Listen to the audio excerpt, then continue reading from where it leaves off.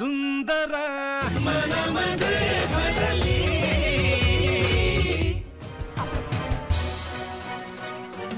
आबासाहेब, तुम्ही बी एक बाप आहे, प्लीज आम्हाला फक्त अभिमन्यूचा पत्ता सांगा। आम्हाला काय घेणं देणं नाही, आम्ही काही करणार नाही आबासाहेब। फक्त माझा भाऊ कुठे आहे ते सांगा आबासाहेब। ए तुम्ही दोघं काय डोक्यावर पडले का रे? एक्सक्यूज मी, बेवडेश कुमार, तू काय सकाळी सकाळी घेऊ लागला काय आता? दौलत प्लीज। हे बघ लतिका, आम्ही प्लीज म्हणतोय। हे बघा, आभ्या कुठे गेला असेल ना तर येईल घरी तो, हा?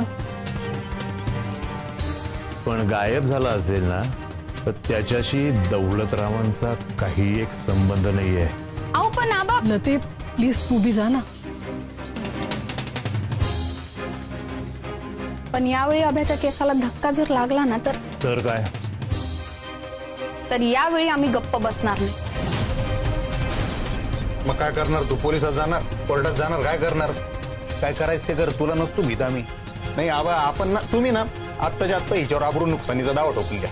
नाही जाऊ दे म्हणून आपण लाईटली घेऊन राहिलो आणि डोक्यावर बसू राहिली, आपल्या दाटी जावर आहे। आबा पोलीस स्टेशनला फोन करा तुम्ही आत्ताच्या आत्ता, जेलची हवा खाऊन येऊ दे, मग हिचा जड भेजा येईल टाळ्यावर। काय ना दौलत, गावातल्या बारक्या पोराला बी माहितीये की तू कसा आहे आणि आमचा अभ्या कसा आहे।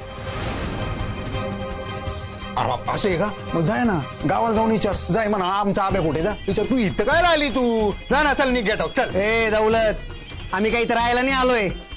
राहिल्याची लायकी तरी का तुझी? बेवड्या झोकांडीच्या लई बोलू राहिला तू। हात लावायचा नाही। ए चल चल चल चल निघ, चल। आता ना घुसखोरी केल्याचा दावा ठोकू शकतो मी तुमच्यावर डायरेक्ट, कळलं का? ए कल्प्या मुक्या, त्या भिकारड्यानं बाहेर काढा रे। चल ना, निघ ना। ए अरे निघ ना। एकदा सांगितलं ना हात लावायचा नाही, जातोय आम्ही। लक्षात ठेव, यावेळी अभ्याला जर तू काय केलं ना तर तू शर्यतीत उतरू शकणार नाही।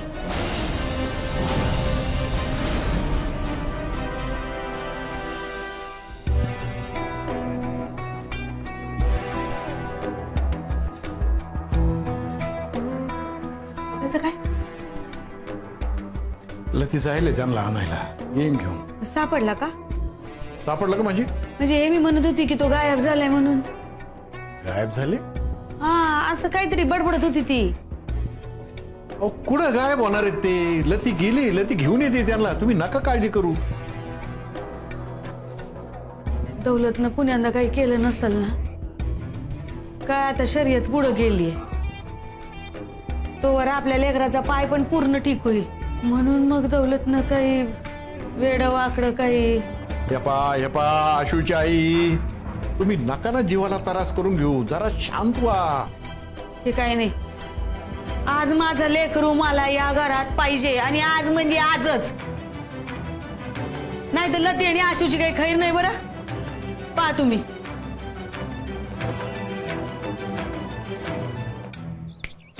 तू अडविणार का मला शर्यतीत उतरण्यापासून? पाशील तू।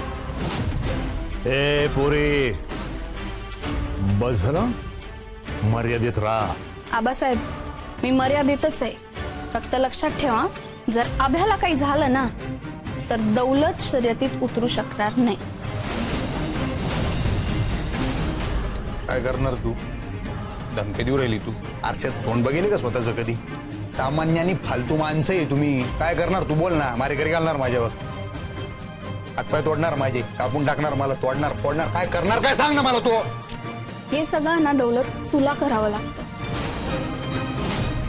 आणि हाय आम्ही सामान्य माणसं, हे सगळं करण्याची आमची झेप नाहीये, पण आमची इच्छा बी नाही। सामान्य माणूस रस्त्यावर आला का काय होतं ना हे कळलं तुला। सामान्य माणसाला कमी लेखण्याची चूक कधीच करू नका। दौलत तू ना फक्त देवाकडे प्रार्थना कर की अभ्या लवकरात लवकर घरी परत येऊ दे। अभ्याला काही झालं ना तर तू वाचणार नाही, हा माझा शब्द आहे।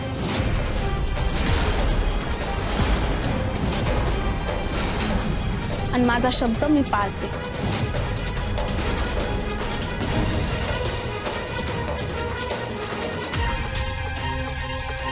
हे मावशे अवकातीत राही तू, तुझी लायकी केवढी, तू बोलती केवढी. आई शपथ आमदार झालो ना पाहिला तुझा मर्डर पाडणार मी डायरेक्ट, मग शपथविधीला जाणार. कन्फर्म आहे आपली. दौलतराव, आद्याबरोबर परत काही कांड केलंय का तुम्ही?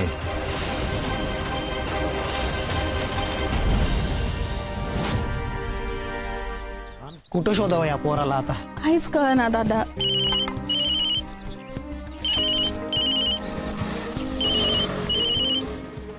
आप्पांचा फोन आहे. हा आप्पा. हा झाली की भेट? ते शोधतोय आम्ही त्याला. शोधतोय म्हणजे? म्हणजे आप्पा ते म्हणजे गायब झाले ना? नाही नाही आप्पा, नाही गायब नाही झालंय. साईटवर पाहिलं का? नाहीये. विकेच्या घरी? नाही आप्पा. मैदानात पाहिलं तिथं बी. ते अकॅडमीच्या नवीन प्लॉटवर? नाहीये. अरे देवा, कुठे गेले असतील म्हणायचं आता हे. आप्पा येईल तो. अहो ती येतील माहितीये मला, पण तवर त्यांच्या आईचं काय करू मी? त्यांना काहीच सांगू नका. अरे काय सांगू नका, त्यांनीच सांगेल मला चिरंजीव गायब झालेत म्हणून. आप्पा तो गायब नाही झालाय आप्पा.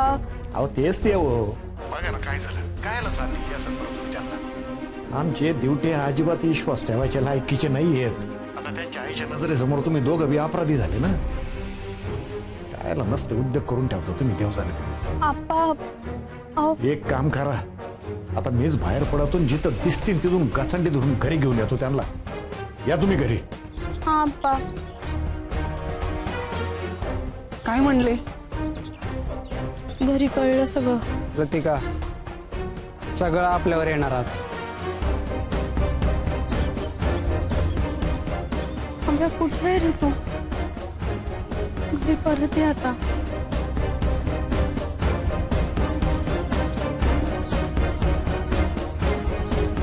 आता आधी मला आब्याला बरबाद करायचंय.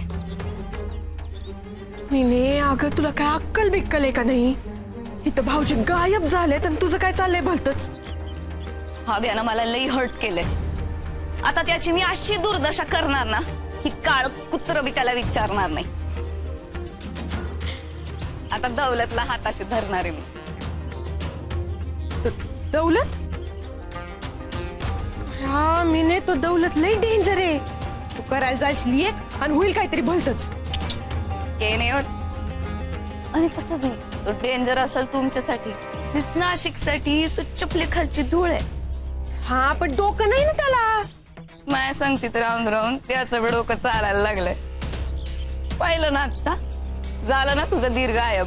म्हणजे दौलतने गायब केलंय का भाऊजींना?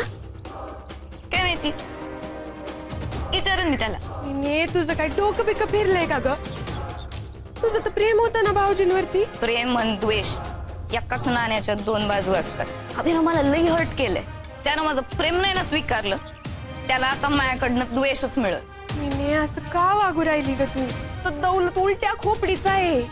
जर का भाऊजींच्या जीवाला काही झालं ना तर तू जाशी ना बाराच्या भावात. हे मी कशाला जाईन बाराच्या भावात? मला असं वाटतंय की हे कण दौलतनंच केलं असं. खरंच केलंय का नाही काय माहित. मिने, मिने,